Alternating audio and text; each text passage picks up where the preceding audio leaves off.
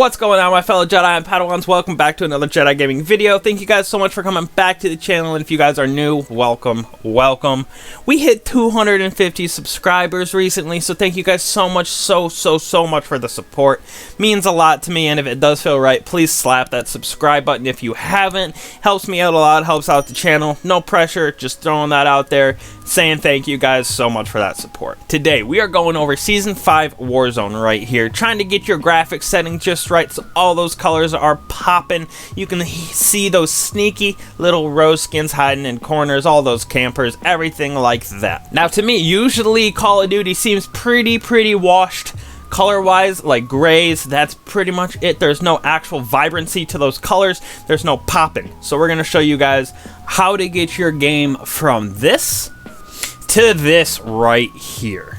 Now right here I use this little GeForce Experience app. So when you download this and you have the GeForce Experience, all your games, it comes up right here, so you can customize their settings for graphics and stuff like that. And then here are your drivers. So the best part about that GeForce Experience is when you're in a game like this, you press Alt-Z, and then this little menu comes up where you can do broadcast, record, instant replay, screenshot, a bunch of that. But we are worried right here about this one, the game filters. So as you can see, when I turn off my game filter right here, this is what the game looks like normally without any of these on. And then when I throw on my game filters that I have set up, this is what it turns into. Boom. Look at how just so much more crisp and clear everything is. So we're gonna go over how to do that and which ones to add. As you can see, these are the 4 that I use, and just follow these values that I have put inside of each of these. So intensity, you want 20%. Now, some of these little dragging are hard to actually get if you're just clicking and dragging. So you just hover over it and it turns green, and you can use your arrow keys left and right to change it by little values to get them more precise. So this is right here what I use. Intensity 20, ignore film grain at 28%. Color, tint color 0%, tint intensity 0%, temperature -6, and vibrancy 64. Sharpen 42%, clarity 90%, HDR toning 28%, and bloom 0%. Finally, we have brightness and contrast. We want exposure to be at 0, contrast at 30, highlights 32, shadows -100%, and gamma at 0. Now, it also matters the order you have these in, so make sure it's sharpened, then color, then detail, then brightness. It can get a little jumbled if it's the other way around. It's not like game breaking where it's going to look super different, but it does change it up a skosh, and this is the best order that I have found. I also have these settings here in style 1, which I also like. It's a little less bright, in my opinion, because that sun still rips down on you.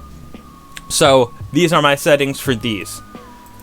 Details 36, clarity 83, HDR toning 60, bloom 0. Then brightness and contrast. Exposure -5, contrast 15, highlights -52, shadows -10, gamma 0. And finally, tint color 0, tint intensity 0, temperature 0, vibrance 48.7. So this is what your game usually looks like right here. As you can see, those reds that are coming down from the sky look kind of washed.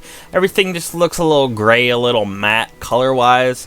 Like this roof, when you zoom in, you know, it just kind of looks plain and bland, nothing crazy going on. These reds, these colors, people flying in, the birds, everything like that. Like, this is the best area I could think of where there's some different colors going on, and there's a lot of people.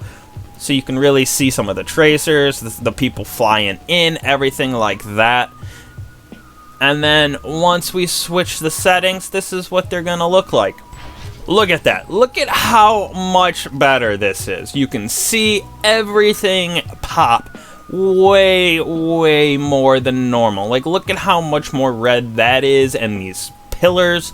It is crazy. You could see that helicopter way over there for a second. Like, it just makes everything pop so much more. There's no way I would have been able to see this guy all the way over there on top of airport without having these filters on, in my personal opinion. So that is how you do it right there. Use your GeForce Experience Alt-Z to get into the settings, and then change your game filters right here to how I have them set up, and your game goes from this to this. So much better. Like I said, this is what Style 1 looks like, so that's up to you if you want those little bit less pop in colors, but it could be a visual thing for you. But personally, I go 2 because you can't really beat these visual effects right here.